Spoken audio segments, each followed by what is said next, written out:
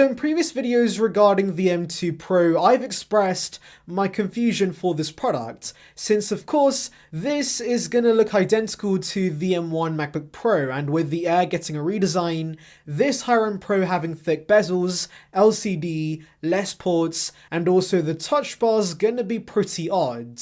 And well, with this machine having no resemblance to the higher-end Pros, why call this a MacBook Pro? Why can't this be instead a base MacBook? Since if you look to the past, Apple has kept around older MacBook Pro designs as their base offerings. For example, my first MacBook was the mid-2012 model that Apple sold till 2015. That was their base offering for 3 years, I believe. And so I could see them doing a similar thing here where they keep around the older MacBook design and reintroduce that as the M2 MacBook.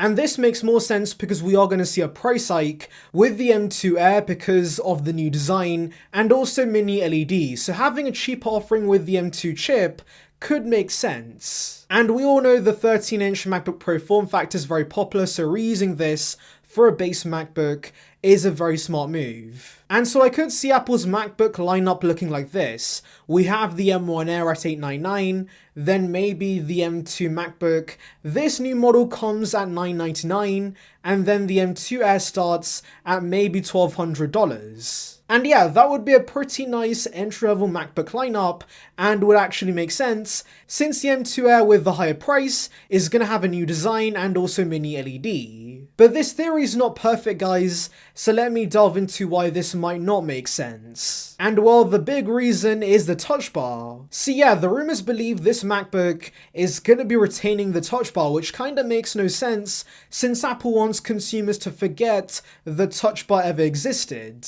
Since clearly with the higher end models, Apple's going back to the traditional function row, and so I do think it would be a backward step to give us a new MacBook with the touch bar. But also, since Apple has marketed the touch bar as a premium feature, this, being on a cheap MacBook, could confuse consumers. I mean, I could see many asking why the base MacBook has a touch bar but the higher end Pros do not. So yeah, that could be an issue with this design. However, to be honest, Apple could use a 2017 base MacBook Pro design with the traditional function keys. That could be a possibility. But of course, many could argue that Apple could instead just offer the MacBook Air with the M1 chip as the entry-level offering, because the M1 chip is still more than fine for most consumers, and I'm sure that Apple could bring that down to $899 or even $799. And so yeah, I just don't see the point in having a base MacBook that sits around $1,000. Since right now, of course,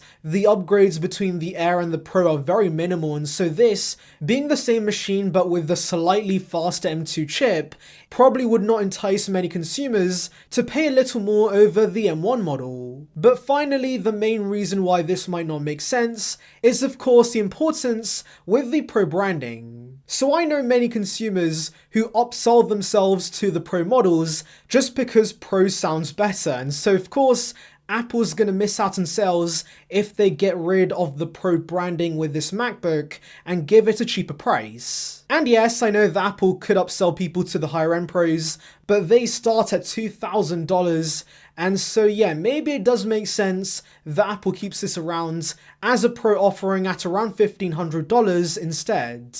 And yes, I know this Pro technically is going to be worse than the M2 Air, but again, for many consumers, they just want the reassurance they're getting a Pro machine, even though this technically won't be a Pro machine. So yeah, those are my thoughts, guys, but tell me your thoughts on this theory in the comments below. Anyways, thank you for watching, guys. Make sure to like and subscribe for the latest Apple news and rumors. Check out the video link above on details regarding the iPhone 14 series, and on that note, I'll see you guys in the next one. See ya, peeps.